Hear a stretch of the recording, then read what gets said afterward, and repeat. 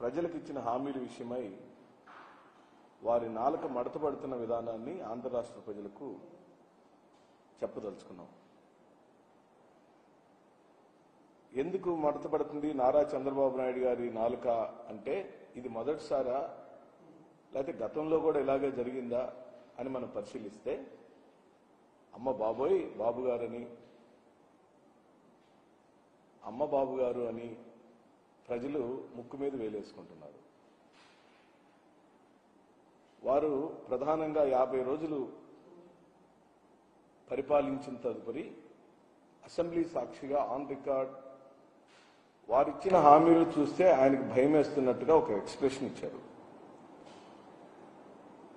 ఎన్నికలకు ముందు వారు ఇస్తున్న హామీలు అమలుపరచలేరని అవి అమలుకు సాధ్యం కావని వైఎస్ఆర్ కాంగ్రెస్ పార్టీ మాలాంటి వాళ్ళందరూ చెప్తున్నప్పుడు మీలాంటి పాత్రికేయ మిత్రులు వారిని అడిగారు, వైఎస్ఆర్ వాళ్ళు అమలుకు సాధ్యం కావంటున్నారండి, మీరు ఎలా దీన్ని అమలుపరచగలుగుతారని నారా చంద్రబాబు నాయుడు గారిని పాత్రికేయ మిత్రులు వైఎస్ఆర్ కాంగ్రెస్ పార్టీ తరఫున అడిగినప్పుడు నాకు సుదీర్ఘమైన రాజకీయ అనుభవం ఉంది, నేను చేసి చూపిస్తాను, సంపదను ఎలా సృష్టించాలో నాకు అపారమైన అనుభవం ఉంది కాబట్టి నేను ఇచ్చిన హామీలన్నిటినీ అమలు పరుస్తానని అన్నారు.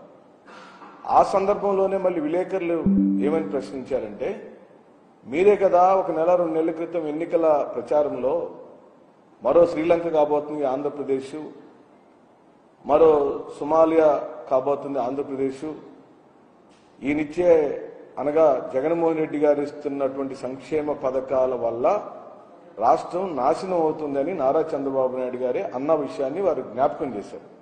మీరే అన్నారు కదా సంక్షేమ పథకాలని వృధా అని, సంక్షేమ పథకాలు ఏవి అవసరం లేదని, మళ్ళీ మీరే ఇప్పుడు సూపర్ 6 పేరుతో ఈ పథకాలన్నీ మీరు అనౌన్స్ చేశారు, ఇవి సాధ్యం కావని వైఎస్ఆర్ పార్టీ వాళ్ళు అంటున్నారు. అన్నప్పుడు నేను చేసి చూపిస్తానని ఇన్ని సంవత్సరాల అనుభవం ఉన్న చంద్రబాబు నాయుడు గారు ఈ రాష్ట్రానికి మాటిచ్చారు.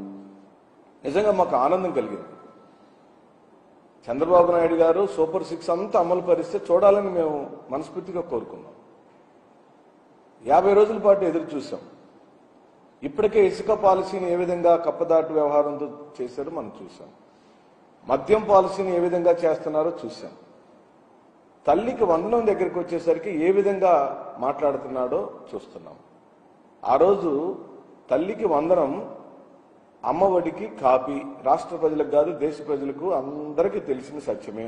జగన్మోహన్ రెడ్డి గారు అమ్మఒడి పథకాన్ని ప్రతి అమ్మకు 15,000 రూపాయలు ఇస్తానని హామీ ఇచ్చి అమలు పరిస్తే దానికి బదులుగా పోటీగా నేను తల్లికి వందనం ఇస్తాను, ఆయన ఒక తల్లికి ఇచ్చాడు, నేను అలా కాదు ఇంట్లో ఉన్న ప్రతి పిల్లవాడికి చదువుకునే ప్రతి పిల్లవాడికి నేను 15,000 రూపాయలు ఇస్తాను అని ఎన్నికల ప్రచారంలో పెద్ద ఎత్తున వాళ్ళు ప్రచారం చేశారు. దాన్ని అమ్మలు అక్కలు నమ్మారు.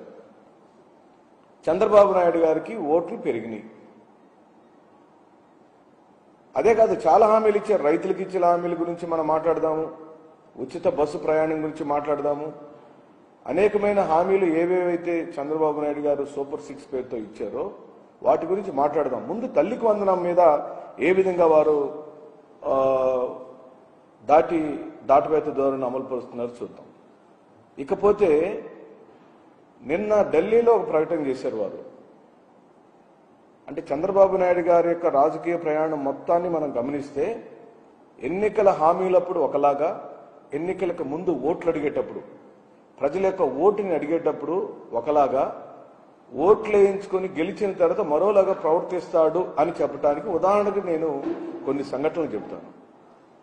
వారు ఈ 50 రోజుల కాలంలోనే 2 రకాలుగా ఎలా మాట్లాడాడో ఉదాహరణగా నేను చెబుతాను. ఇది ఆన్ రికార్డే. నేనే సొంత కవిత్వాలు ఎప్పుడు వైఎస్ఆర్ కాంగ్రెస్ పార్టీ చెప్పదు, చెప్పకూడదు కూడా. ప్రజలకు మేము జవాబుదారీతనంగా 40% ఓట్లను సాధించుకున్న వైఎస్ఆర్ కాంగ్రెస్ పార్టీ 40% ఓట్లను గెయిన్ చేసిన మాకు బాధ్యత ఉంది. మేము బాధ్యతాయుతమైన ప్రతిపక్షంగా ప్రవర్తించాలి. మీరు చేస్తున్న ప్రతి తప్పుని ఎత్తి చూపించటమే ప్రతిపక్షంగా మా బాధ్యత. ఆ బాధ్యతని వైఎస్ఆర్ కాంగ్రెస్ పార్టీ శ్రీ జగన్మోహన్ రెడ్డి గారి నాయకత్వంలో నిరంతరం మేము ఇలా ప్రశ్నిస్తూనే ఉంటాం, మీ వెనక పడుతూనే ఉంటాం.